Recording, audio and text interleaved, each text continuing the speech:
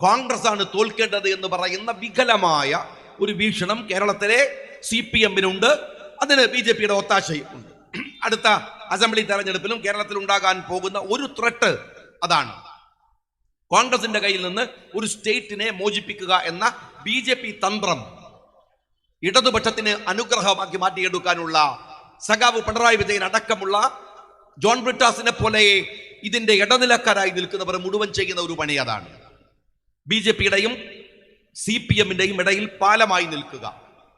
പ്രകടമായി പറയുന്ന കാര്യങ്ങൾ, കോഴിക്കോട് കോർപ്പറേഷനകത്ത് വന്നിട്ടുള്ള സീറ്റ് വിഭജനങ്ങൾ എടുത്തു പരിശോധിച്ചാൽ BJP-യുടെ എണ്ണം വർദ്ധിപ്പിക്കാൻ. ഇനി ഒരു കാര്യം ഞാൻ ചോദിക്കട്ടെ, നിങ്ങൾ കോഴിക്കോട് കോർപ്പറേഷൻ വിട്, BJP രാഷ്ട്രീയമായി വളർന്നു വരുന്ന ഇടങ്ങൾ നിങ്ങൾ ഈ തെരഞ്ഞെടുപ്പ് കഴിഞ്ഞപ്പോൾ പരിശോധിച്ചോ? എല്ലാവർക്കും പരിശോധിക്കാമല്ലോ, പഴയ പോലെ അല്ലല്ലോ. ദേശാഭിമാനിയുമായി വായിച്ച് ഉള്ള വിവരം കളഞ്ഞ് സമയം പോക്കേണ്ട കാര്യമില്ലല്ലോ. നിങ്ങൾ ഗൂഗിൾ എടുക്ക്, ഒന്ന് സെർച്ച് ചെയ്ത് നോക്ക്. ഒറ്റ മണ്ഡലം ഞാൻ പറയാം. കണ്ണൂർ ലോകസഭയിൽ, ഞാനൊരു കണ്ണൂരിൽ ജനപ്രതിനിധിയായിരുന്ന ഒരാൾ എന്ന നിലക്ക് ഞാൻ നിങ്ങളോട് പറയട്ടെ, കണ്ണൂർ മാത്രം എടുക്കാം. കണ്ണൂരിൽ BJP-ക്ക് ഏറ്റവും കൂടുതൽ വോട്ട് കിട്ടിയ മണ്ഡലം ഏതാണ് എന്ന് CPM-കാരാ വെറുതെ പറഞ്ഞു പോവുകയല്ല. നിങ്ങളുടെ കൈകളിലുള്ള ഗൂഗിളിൽ സെർച്ച് ചെയ്യുക. ഏറ്റവും കൂടുതൽ വോട്ട് വർദ്ധിപ്പിച്ചത് BJP കേരളത്തിന്റെ മുഖ്യമന്ത്രി ഭരിക്കുന്ന ധർമ്മടത്താണ്. അവിടെ വർദ്ധിപ്പിച്ച വോട്ട് 8104. നിങ്ങൾ മനസ്സിലാക്കണം, BJP ഒരു കോൺസ്റ്റിറ്റ്യുവൻസിയിൽ ഏറ്റവും കൂടുതൽ വോട്ടുകൾ വർദ്ധിപ്പിച്ചത് കേരളത്തിന്റെ മുഖ്യമന്ത്രി ഭരിക്കുന്ന ധർമ്മടത്തിലാണ്. തീരുന്നില്ല. BJP-യുടെ നിലവിലുള്ള വോട്ട് ഇരട്ടി വോട്ടാവുന്നത് കേരളത്തിന്റെ മുഖ്യമന്ത്രി വോട്ട് ചെയ്യുന്ന 161 ബൂത്താണ് ധർമ്മടത്തിലെ.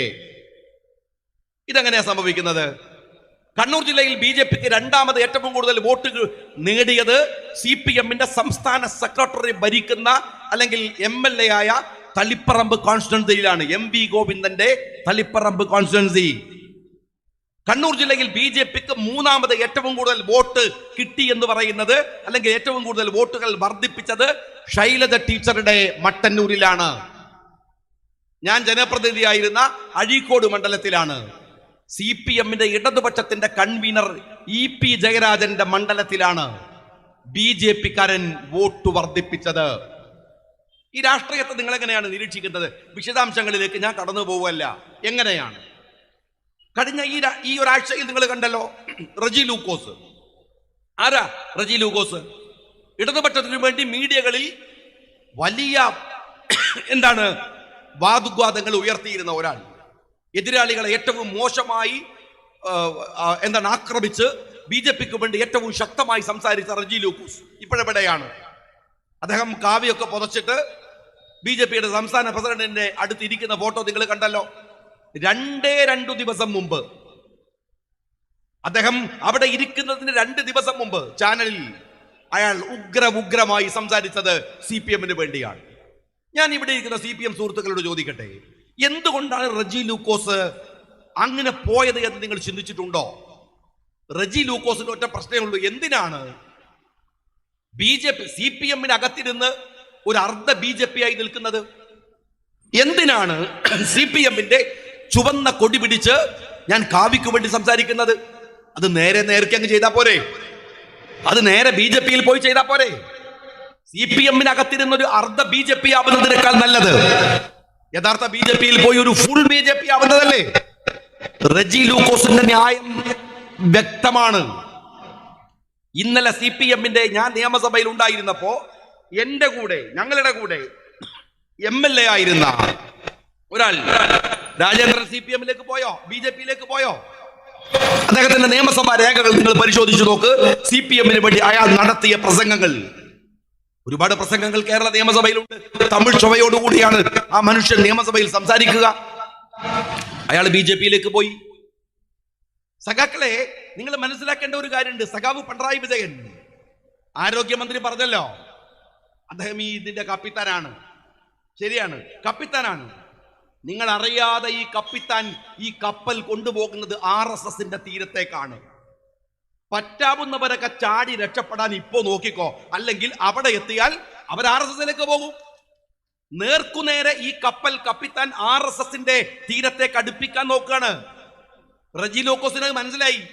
എന്തിനാ വെറുതെ നേരം കളയുന്നത്? ഇവരെല്ലാം കൂടി പോയിട്ട് അപ്പൊ സ്ഥാനം കിട്ടാൻ സമയം വൈകും. അതുകൊണ്ട് നേരത്തെ പോയിട്ട് കിട്ടാവുന്ന സാധനം അടിച്ചു മാറ്റാന്നാണ് റജി ലൂക്കോസ് വിചാരിച്ചത്. എന്തായാലും പോക്ക് അങ്ങോട്ടാണ്. കുറച്ച് നേരത്തെ പോയാൽ കുറച്ചും കൂടെ കൂടുതൽ കിട്ടും. അതുകൊണ്ട് റജി ലൂക്കോസ് പോയി, അതുകൊണ്ട് മുൻ MLA പോയി. നിങ്ങൾ CPM എന്ന് പറയുന്ന ഒരു രാഷ്ട്രീയ പാർട്ടി, ഈ ന്യായീകരണ തൊഴിലാളികളായ സഖാക്കൾ നിങ്ങൾ ആലോചിച്ച് നോക്ക്. അവരുടെ മുൻപന്തിയിലല്ലേ റജി ലൂക്കോസ് ഉണ്ടായിരുന്നത്? ന്യായീകരണ തൊഴിലാളികളുടെ കാര്യം കഷ്ടമാണ് സത്യത്തില്. ന്യായീകരിച്ച പാവങ്ങൾ പെട്ടുകിടക്കുകയാണ്. കുറെ ന്യായീകരിക്കും, പിന്നെ അതിന്റെ ടോൺ ഇങ്ങനെ മാറും. കോൺഗ്രസിനെ ചീത്ത വിളിക്കും, ലീഗിനെ ചീത്ത വിളിക്കും, ചീത്ത വിളിച്ച് വിളിച്ച് വിളിച്ച് വിളിച്ച് കുറച്ച് കഴിയുമ്പോൾ അതിന്റെ ടോൺ മാറും. പതുക്കെ പതുക്കെ അത് BJP അനുകൂലമാകും, പിന്നെ അതൊരു മുഴു BJP ആവും. ഞാൻ നിങ്ങളോട് പറയുന്നത്, അന്ധമായ രാഷ്ട്രീയ വിധേയത്വത്തിന്റെ പേരിൽ നിങ്ങൾ നഷ്ടപ്പെടുത്തിക്കൊണ്ടിരിക്കുന്നത് ഒരു രാജ്യത്ത് നാം സ്വീകരിക്കേണ്ട രാഷ്ട്രീയ സമീപനങ്ങളുടെ പ്രശ്നമാണ്. CPM-കാരോട് ഞാൻ ചോദിക്കട്ടെ, നിങ്ങൾ തോറ്റു, വലിയ തോൽവിയാണ്. ഇതൊരു നിസ്സാരമായ പ്രശ്നമല്ല, ചെറിയ കാര്യമല്ല. നിങ്ങൾക്ക് തോന്നുന്നത് പോലെ വാർഡുകൾ നിങ്ങൾ വിഭജിച്ചു. ഞങ്ങൾ എവിടെയൊക്കെ കേസിന് പോയി ആലോചിച്ച് നോക്ക്. നിങ്ങൾ കൊടുവള്ളി മുനിസിപ്പാലിറ്റിയിൽ ഞങ്ങൾ കേസ് കൊടുത്ത് സുപ്രീം കോടതിയിൽ, ഹൈക്കോടതിയിൽ കേസ് കിടക്കുകയാണ്. എന്തിന്? വാർഡ് വിഭജനത്തിൽ ഇത്രമാത്രം വലിയ അനോമലി അപകടകരമായി ഉണ്ടാക്കി എന്ന് പറഞ്ഞ് നാദാപുരം പഞ്ചായത്ത് നഷ്ടപ്പെടും എന്ന് ഞങ്ങൾക്ക് തോന്നിയ ഘട്ടമുണ്ടായി. കാരണം അത്രമേൽ അപകടകരമായിട്ടാണ് നാദാപുരത്തെ വാർഡ് വിഭജനം ഉണ്ടായിരുന്നത്. നിങ്ങളെ ഈ നാട്ടിലോ? എല്ലായിടത്തും കേരളത്തിൽ നിങ്ങൾ കീറി മുറിച്ചു വാർഡ് വിഭജനം നടത്തിയിട്ടാണ് ചരിത്രത്തിലെ ഏറ്റവും വലിയ തോൽവി CPM-കാരാ നിങ്ങൾക്കുണ്ടായത്. ഈ തിരക്കിനിടയിൽ അത് മറന്നു പോകരുത്. ഈ വിജയത്തിന് ഐക്യ ജനാധിപത്യ മുന്നണിയെ സംബന്ധിച്ചിടത്തോളം 100% വിജയത്തിന്റെ തിളക്കമുണ്ട്. ഇപ്പൊ കിട്ടിയതല്ല. കാരണം നിങ്ങൾ അത്രമേൽ വാർഡുകൾ വെട്ടിമുറിച്ച് സെക്രട്ടറിമാരിൽ അധികാര സ്വാധീനം ചെലുത്തി, അധികാരത്തിന്റെ കയ്യിലുണ്ടായിരുന്ന പണം വിനിയോഗിച്ച്, അതിനോടൊക്കെയാണ് ഞങ്ങൾ സമരം ചെയ്ത് ഈ വിജയം ഉണ്ടാക്കിയിരിക്കുന്നത്. മനസ്സിലായോ നിങ്ങൾ? ഇപ്പൊ ഈ പഞ്ചായത്തിൽ സമാസമമല്ലേ? യഥാർത്ഥത്തിൽ അതിന്റെ പേര് സമാസമം എന്നല്ല. രാഷ്ട്രീയമായി നിങ്ങളുടെ മുകളിൽ തന്നെയാണ് ഐക്യ ജനാധിപത്യ മുന്നണി. ഈ തെരഞ്ഞെടുപ്പില് നിങ്ങളുടെ 62-63 കൊല്ലം ഭരിച്ചിട്ട് 10 കൊല്ലത്തിലെ കേരളത്തിലെ ഭരണത്തിന്റെ സ്വാധീനം ഉണ്ടായിട്ട് അധികാരത്തിലെ സകല ഉദ്യോഗസ്ഥന്മാരെയും വെച്ചിട്ട് തോന്നുന്ന പോലെ വാർഡുകൾ വിഭജിച്ചിട്ടുമാണ് ജനങ്ങൾ അതിനെയും മറികടന്ന് UDF-നെ തെരഞ്ഞെടുക്കുന്നത്, അല്ലേ? അങ്ങനെയെങ്കിൽ ആ വിജയത്തിന് വലിയ തിളക്കമുണ്ട്. ഇങ്ങനെ വലിയ ഒരു പരാജയം ഞാൻ ചോദിക്കട്ടെ, ഇത് CPM മനസ്സിലാക്കേണ്ടത് ഗ്രാമങ്ങളിൽ നിങ്ങളുടെ അടിസ്ഥാനം ചോരുകയാണ്. ഇത് ബംഗാളിൽ കണ്ടതിന് സമാനമാണ് സഖാക്കളെ. ഞാൻ തെരഞ്ഞെടുപ്പിന് മുമ്പും പറഞ്ഞു, ഈ കാഴ്ചകൾ ബംഗാളിൽ ഞാൻ നേരിട്ട് കണ്ടിട്ടുണ്ട്. നെല്ലി ഗ്രാമത്തിലൂടെ യാത്ര ചെയ്യുമ്പോൾ, ഓൾഡ് കൽക്കത്തയുടെ തെരുവുകളിൽ യാത്ര ചെയ്യുമ്പോൾ ഞാൻ CPM-കാരെ, നിങ്ങളെക്കാൾ വലിയ CPM-കാരെ, ഇവിടെയുള്ള CPM-നെ പോലെയല്ല, ഞങ്ങൾ യാത്ര പോകുമ്പോൾ ഞങ്ങളുടെ കൂടെ മുസ്ലിം ലീഗിന്റെ ഓൾ ഇന്ത്യ പ്രസിഡന്റ് ആയിരുന്ന GM ബനാത്ത് ബാല സാഹിബ് ഉണ്ട്. MP ആണ്. അന്ന് കേന്ദ്രത്തിൽ ഉന്നത സ്ഥാനീയനാണ് ബഹുമാന്യനായ AK ആന്റണി. അദ്ദേഹം തന്ന മിലിറ്ററിയുടെ സഹായത്തോടെയാണ് ഞങ്ങൾ നടക്കുന്നത്. ഞങ്ങൾ പോകുമ്പോൾ ബാരിക്കേഡ് വെച്ച് ഞങ്ങൾ പറഞ്ഞു അദ്ദേഹം MP ആണ്. എന്നിട്ട് പോലും നടക്കാൻ അനുവദിക്കാത്ത CPM-കാർ കരം വാങ്ങിയിട്ടുണ്ട്. അത് കഴിഞ്ഞ മാസങ്ങൾ കഴിയുമ്പോഴേക്കാണ് ജനങ്ങൾ പട്ടിയെ ഓടിക്കുന്നത് പോലെ ബംഗാൾ രാഷ്ട്രീയത്തിൽ നിന്ന് CPM-കാരാ നിന്നെ ഓടിച്ചു വിട്ടത്. അതുകൊണ്ട് നിങ്ങൾ ഇപ്പൊ കാണിക്കുന്ന പോക്കിരിത്തരം ഉണ്ടല്ലോ, ഇപ്പോഴും ബാക്കി കയ്യിൽ വെക്കുന്ന കൊടുവാളമൊക്കെ ഉണ്ടല്ലോ, അതൊക്കെ ജനങ്ങൾ വലിച്ചെറിയാൻ അധികമൊന്നും സമയം വേണ്ടി വരില്ല. ആ കൽക്കത്തയിൽ കണ്ടതിന് സമാനമായ ഒരു ദുരവസ്ഥ, കണ്ണുകൊണ്ട് കണ്ടതിന് സമാനമായ ദുരവസ്ഥ നിങ്ങൾ ഇപ്പോൾ അഭിമുഖീകരിക്കുന്നുണ്ട്. ഇതിപ്പോ ചെയ്യുന്നത് ദ്രവിച്ചു തീരുകയാണ്. അങ്ങനെ തന്നെ പുഴുത്തില്ലാതാവുകയാണ്, അങ്ങനെ ഇല്ലാതാവുകയാണ്. ആ സ്ട്രക്ചർ അങ്ങനെ നിൽക്കുന്നു. നിങ്ങൾ കാണുമ്പോൾ ഒരു സിസ്റ്റം ഉണ്ട്, പാർട്ടി ഓഫീസ് ഉണ്ട്, AKG സെന്റർ ഉണ്ട്, അധികാരമുണ്ട്, ഇതിനൊക്കെ കാവൽ നിൽക്കുന്ന പിണറായി വിജയനുണ്ട് എന്നല്ലേ വിചാരിക്കുന്നത്? അതിനിടെ കൂടെ അല്ലേ റജി ലൂക്കോസ് ഇറങ്ങിപ്പോയത്? അതിനിടയിലൂടെയല്ലേ 8000 വോട്ട് മുഖ്യമന്ത്രിയുടെ മണ്ഡലത്തിൽ BJP കൊണ്ടുപോയത് അധികമായി? അതിനിടയിലൂടെയല്ലേ നിങ്ങളുടെ മുൻ MLA ഇറങ്ങിപ്പോയത്? ഓരോരുത്തന്മാര് തടിയെടുത്ത് പോകുന്നത് ഇതിനിടയിലാണ്, ജീർണിക്കുകയാണ്. ഞാൻ പറയുന്നത് ഇനിയും സമയം വൈകിയിട്ടില്ല CPM-കാരാ. ഈ തോൽവിയെങ്കിലും നിങ്ങൾ പഠിക്കാനെടുക്കും.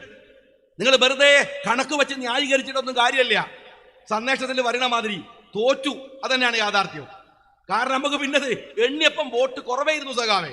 നിങ്ങൾ എത്ര പറഞ്ഞിട്ടും കാര്യമില്ല. എണ്ണിയപ്പോ നിങ്ങൾക്ക് കേരളത്തിൽ മൊത്തം വോട്ട് കുറവ് തന്നെയാണ്. തോറ്റു. ഒന്ന് സമ്മതിക്ക്. നിങ്ങൾ ഇങ്ങനെ പറഞ്ഞ് ആരാ തോറ്റെന്ന് വരെ മനസ്സിലാവാത്ത കൺഫ്യൂഷൻ സഖാക്കൾക്ക് ഉണ്ടാക്കിയിട്ട് കാര്യമല്ലല്ലോ. റിയാലിറ്റി നിങ്ങൾ തോറ്റതല്ലേ, നിങ്ങളുടെ കോട്ടകളിൽ തോറ്റതല്ലേ. ഞാൻ ചോദിക്കുന്നത്, തോറ്റിട്ടുണ്ടെങ്കിൽ നിങ്ങൾ പറ, ഇനിയെങ്കിലും ഒന്ന് പഠിക്ക്. ഈ കടുത്ത തോൽവിക്ക് ശേഷം തലശ്ശേരി നഗരസഭയുടെ ചുമതല നിങ്ങൾ ഏറ്റെടുത്തു. തലശ്ശേരി നഗരസഭ നിങ്ങൾ ഭരിക്കുകയാണ്. എന്നാലെങ്കിലും നിങ്ങളെ ആട്ടി ഓടിച്ച ഒരു ജനത്തെ നിങ്ങൾക്ക് ബോധ്യമുണ്ടാവണ്ടേ.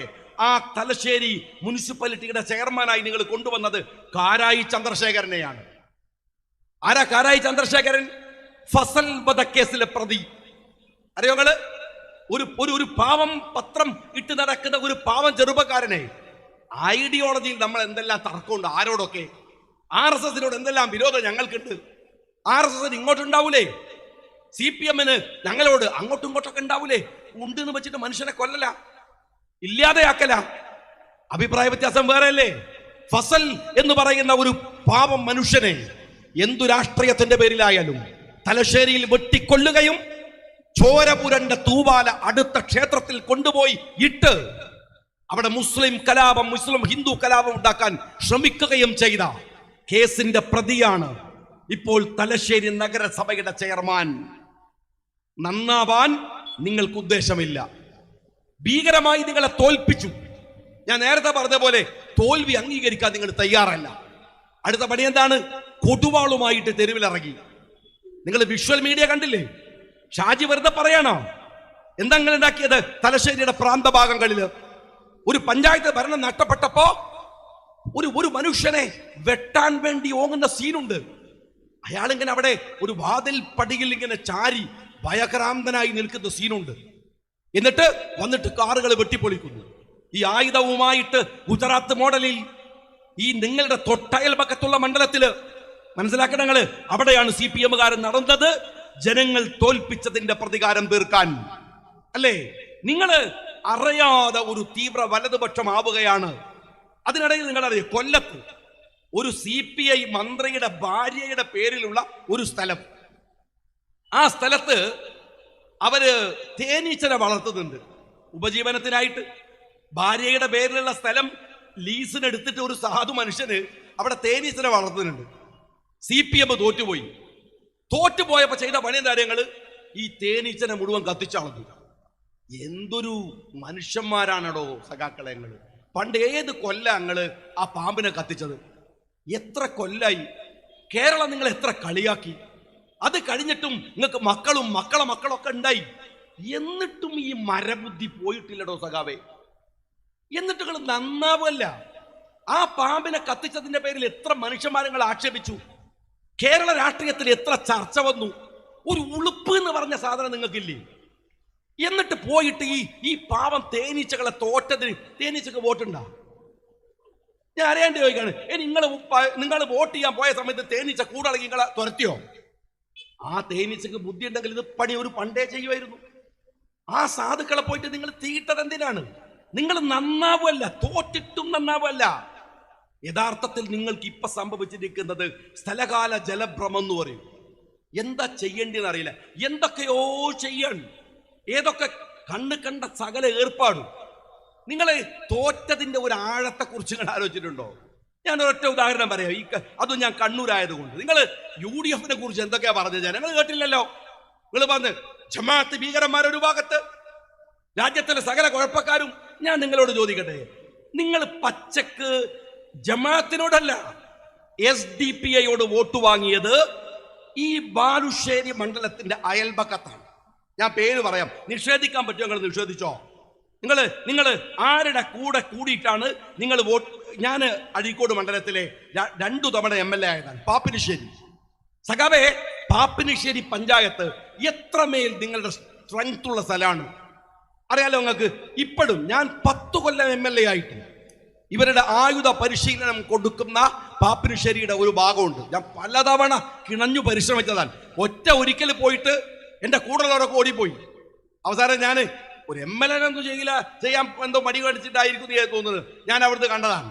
പ്രത്യേകിച്ച് വളച്ചുകെട്ടിയ ഒരിടത്ത് നിങ്ങൾ ആയുഷ പരിശീലനം നടത്തുന്നു എന്ന് റിപ്പോർട്ട് കിട്ടിയ അടിസ്ഥാനത്തിൽ പോലീസ് എന്നോട് പറഞ്ഞു, ദയവ് ചെയ്ത് ഷാജി നിങ്ങൾ എന്തോ ആക്കി ഇവിടെ വന്ന് കുഴപ്പമുണ്ടാക്കണ്ട, ഇത് വലിയ പ്രശ്നമാണ് എന്ന് വെച്ചാൽ അവർക്ക് പോലും ഭയമാണ്. അങ്ങനെയുള്ള പാപ്പിനിശ്ശേരിയിൽ ആയുധ പരിശീലനം CPM-കാർ നടത്തുന്ന പാപ്പിനിശ്ശേരിയിൽ SDPI-കാരൻ മത്സരിച്ച വാർഡിൽ ഞങ്ങൾ ജയിച്ചു, ഞങ്ങളുടെ മൊയ്തീൻ ജയിച്ചു, ഞങ്ങളുടെ UDF-ന്റെ പ്രവർത്തകനായ മൊയ്തീൻ അവിടെ ജയിച്ചു. പക്ഷേ നിങ്ങൾക്ക് അവിടെ കിട്ടിയ വോട്ട് എത്രയാണെന്നറിയോ? പാപ്പിനിശ്ശേരിയിൽ 89 വോട്ട്. ആ വളപട്ടണത്ത് SDPI-കാരൻ ജയിച്ച വാർഡിൽ CPM-ന്റെ വോട്ട് 8 വോട്ട്.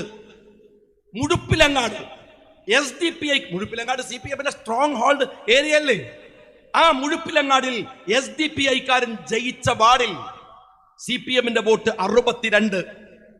ഇരിട്ടി എന്ന് പറയുന്ന CPM-ന് അതിശക്തമായ മുന്നേറ്റം നടത്തി നഗരസഭ പിടിച്ചെടുക്കാൻ നിങ്ങൾ നടത്തിയ പോരാട്ടത്തിൽ SDPI-യുമായി സഖ്യമുണ്ടാക്കിയതിന്റെ പേരിൽ SDPI ജയിച്ച വാർഡിൽ LDF സ്ഥാനാർത്ഥിയുടെ വോട്ട് 48. ഇതാ തൊട്ടപ്പുറത്ത് അഴിയൂരിൽ നിങ്ങൾ ആ പഞ്ചായത്തിന്റെ ഭരണം പിടിച്ചെടുക്കാൻ നിങ്ങൾ SDPI-യുമായി ഉണ്ടാക്കിയ സഖ്യത്തിന്റെ ഫലമായി അവരുടെ വാർഡിൽ ഇടതുപക്ഷ സ്ഥാനാർത്ഥിക്ക് കിട്ടിയ വോട്ട് 7. മറ്റൊരു വാർഡിൽ SDPI ജയിപ്പിച്ച് അധികാരത്തിലേക്ക് പോകാൻ നിങ്ങൾക്ക് കിട്ടിയ വോട്ട് 10. അറിയോ നിങ്ങള്? 10 വോട്ട്. ഇനി കുന്തിപ്പുഴ എന്ന് പറയുന്ന ഒരു സ്ഥലം നിങ്ങൾക്ക് അറിയാലോ. കുന്തിപ്പുഴയില് ഒരു CPM-ന്റെ സ്ഥാനാർത്ഥി മത്സരിച്ചു, ജമാഅത്തെ ഇസ്ലാമി ജയിച്ചു. അവിടെ CPM-ന്റെ സ്ഥാനാർത്ഥിക്ക് കിട്ടിയ വോട്ട് എത്ര അറിയങ്ങള്? 1 വോട്ട്. അപ്പൊ ആകെ കൺഫ്യൂഷനായി. കാരണം സ്ഥാനാർത്ഥി വോട്ട് ചെയ്തതാണോ?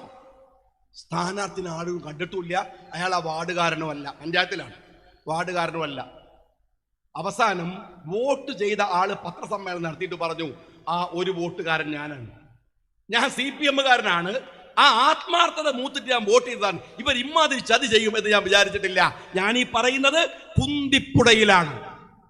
ഞാൻ ചോദിക്കുന്നത്, ഇത്ര പച്ചക്ക് ഈ തെരഞ്ഞെടുപ്പിൽ ജനാധിപത്യത്തെ ഇത്രമേൽ കുതിര കയറ്റിയിട്ട് നിങ്ങൾ നടത്തിയ ഇടപാടാണ്, കൃത്യമായിട്ടാണ്. ഇനി ഇന്നാല് ഇതൊക്കെ ആയിട്ടും SDPI-യെ കൂട്ടുപിടിച്ചു, കിട്ടാവുന്ന മുഴുവനാണെയും കൂട്ടുപിടിച്ചു. ലീഗിന് UDF-നെ കുറിച്ച് ജമാഅത്ത് എന്ന് വിളിച്ചു പറയുകയും നിങ്ങൾക്ക് പറ്റിയ സ്ഥലത്ത് നിങ്ങൾ കൂട്ടുകൂടുകയും ഒക്കെ ചെയ്തു. എന്നിട്ടും സഖാക്കളെ നിങ്ങളെ ജനങ്ങൾ നിരാകരിച്ചു. എന്നാൽ ഒരു മര്യാദ, ഇത് കഴിഞ്ഞ ഉടനെ DYFI-യുടെ പ്രതികരണം എന്താ അറിയങ്ങള്? ഞങ്ങളുടെ പൊതിച്ചോറും വാങ്ങി നക്കിയിട്ട്. ആലോചിച്ച് നോക്കണം, എന്തൊരു സങ്കടം. നമ്മളൊക്കെ സാമൂഹ്യ പ്രവർത്തനം നടത്തുന്നവരല്ലേ? തോറ്റ് തുന്നമ്പാടി പോയിട്ടില്ലേ? ഞാനൊക്കെ എൻ്റെ മണ്ഡലത്തിൽ എന്തെല്ലാം കാര്യം ചെയ്ത് ഒറ്റക്കുമ്പോൾ ഞാൻ ആലോചിച്ച് നോക്കലുണ്ട്. എന്നിട്ട് നമ്മൾ പറയാണ് ഇത് ചെയ്തു കൊടുത്ത കാര്യത്തെ പറ്റി. എൻ്റെ സഹോദരന്മാരെ, അത് നമ്മളുടെ ബാധ്യതയാണ്. ആ ബാധ്യത വേണമെങ്കിൽ ചെയ്യാം. ഫർള് കിഫാന്നൊക്കെ മുസ്ലിങ്ങൾ പറയും. അതുപോലെ നിങ്ങൾ ചെയ്താൽ കൂലിയുള്ളതും, ചെയ്തിട്ടില്ലെങ്കിൽ പ്രത്യേകിച്ച് കുറ്റമൊന്നുമില്ലാത്ത കാര്യമായിരിക്കും. നിങ്ങൾ ചെയ്തത് വിളിച്ചു പറയാം. DYFI-യുടെ ഒരു സഖാവ് പറയാണ്, അവനുണ്ടല്ല ബുദ്ധിമുട്ടായി കടന്നപ്പോ ഞാനാ ചോര കൊടുത്തത്, എന്റെ ചോരയാണ്. എന്റെ സഖാവെ, ഒരു മനുഷ്യന്റെ ഇടങ്ങറാവും നമ്മള് ബ്ലഡ് ബാങ്കിൽ ചോര കൊടുക്കും, എന്തെല്ലാം ചെയ്യുന്നുണ്ട്. തോറ്റാൽ അതാണോ വിളിച്ചു പറയല്? അതിലും വലിയ രസമുണ്ടായത് ഞങ്ങള് തോമസ് ഐസക്കിന്റെ ഫേസ്ബുക്കിൽ ഇട്ടതാണ്. തോമസ് ഐസക്ക് പറയാ, എന്താണ് ഈ മലബാറിൽ സംഭവിച്ചിരിക്കുന്നത്? എന്താണ് മുസ്ലിങ്ങളൊക്കെയുള്ള കൊല്ലത്ത് സംഭവിച്ചിരിക്കുന്നത്? നമ്മൾ ഫലസ്തീൻ സംഘമൊക്കെ നടത്തിയിട്ടില്ലേ? അപ്പൊ നിങ്ങൾ ഇനി നടത്തി വോട്ട് വെച്ചിട്ട് അല്ലേ? നിങ്ങൾ അല്ലാണ്ട് ഫലസ്തീനില് ഗസയില് ഇസ്രയേൽ എന്ന് പറയുന്ന തെമ്മാടിക്കൂട്ടങ്ങള് കൊന്നു തള്ളുന്ന മനുഷ്യന്മാരെ വിചാരിച്ചിട്ടല്ലോ. ഇവര് എന്താ ചെയ്യാൻ കാര്യം എന്ന് വെച്ചാല് വോട്ട് വിചാരിച്ചിട്ടായിരുന്നു. പൈസ ചോദിക്കാണ്. അപ്പൊ ഗസ ഏറ്റില്ല, ഫലസ്തീൻ ഏറ്റില്ല. ഇതൊന്നും മുസ്ലിങ്ങൾക്ക് മനസ്സിലാവണില്ലേ? നമ്മളെ മണിയാണ് കുറച്ചുകൂടി ഉഷാറ്. മണി പറഞ്ഞു, പെൻഷൻ വാങ്ങിക്കൊണ്ടുപോയി നക്കിയിട്ടും വോട്ട് ചെയ്തില്ലല്ലോ ഈ രാജ്യത്തെ പൗരന്മാരോട്. എന്നാൽ ബുദ്ധിജീവിയായ അനിൽ പറഞ്ഞ എന്താ ഞങ്ങള് മലപ്പുറം ജില്ല കൊടുത്തില്ലേ മുസ്ലിങ്ങൾക്ക്? മുസ്ലിങ്ങൾക്ക് മലപ്പുറം ജില്ലയോ? എന്ത് തോന്നിവാസാണ് നിങ്ങൾ കുറെ കാലമായിട്ട് പറയാൻ തുടങ്ങി. നിങ്ങൾ അമ്മായി അച്ഛന്റെ വകുപ്പിന്ന് ഒരു 10 സെന്റ് സ്ഥലം ആർക്കെങ്കിലും എഴുതി കൊടുത്തതിന്റെ പേരാണോ ഈ പറയണത്? മലപ്പുറം ഈ രാജ്യത്തിലെ ഒരു ജില്ലയാണോ? നിങ്ങൾ മനസ്സിലായിട്ടുണ്ടോ? അവിടെ കുറെ ആൾക്കാർ പാർക്കുന്നുണ്ട്. മുസ്ലിങ്ങൾ കൂടുതലുണ്ടോ എന്നുള്ളത് ആ ജില്ലയുടെ പ്രശ്നമാണോ? നിങ്ങളുടെ മുത്തച്ഛന്റെ സ്വത്തിന്റെ വിഹിത കൊടുത്ത് ആ മന്ത്രിസഭയിൽ ലീഗ് ഉണ്ടായിരുന്നില്ലേ? പോട്ടെ, ഇനി ലീഗിന്റെ ഔദാര്യമാണോ മലപ്പുറം? അല്ലടോ, അത് മലപ്പുറത്തെ മനുഷ്യരുടെ അവകാശമാണ്. നിങ്ങൾക്ക് പൗരന്മാരാരാണ്, പ്രജകൾ ആരാണെന്ന് ഇപ്പോഴും മനസ്സിലായില്ല. നിങ്ങൾ വിചാരിക്കണം എന്താ അറിയോ, പിണറായി മഹാരാജാവ്, നമ്മളൊക്കെ പ്രജകള്. എന്നിട്ട് മഹാരാജാവ് കനിഞ്ഞനുഗ്രഹിച്ചിട്ട് മൂപ്പര് തരുന്ന പെൻഷൻ ആദരവോടെ പോയിട്ട് അടിയൻ എന്ന് പറഞ്ഞ് വാങ്ങണോ? ഇത് ജനാധിപത്യ രാജ്യമാണ്. നിങ്ങൾ അംഗീകരിച്ചിട്ടില്ലെങ്കിലും 947 ഓഗസ്റ്റ് 15 സ്വതന്ത്രമായ രാജ്യമാണ്. എന്റെ കമ്മ്യൂണിസ്റ്റ് രാജ്യമല്ല അത്, മനസ്സിലായിക്കൊണ്ട് സഖാക്കള്. ഞങ്ങൾക്ക് കിട്ടേണ്ട അവകാശം ഞങ്ങൾ ചോദിച്ചു വാങ്ങും, തരുന്നില്ലെങ്കിൽ പിടിച്ചു വാങ്ങും. കാര്യം എന്നറിയോ, ഇതൊരു തന്നെ തറവാട്ട് സ്വത്തല്ല, ഞങ്ങൾക്ക് കൂടി അവകാശപ്പെട്ടതാണ്.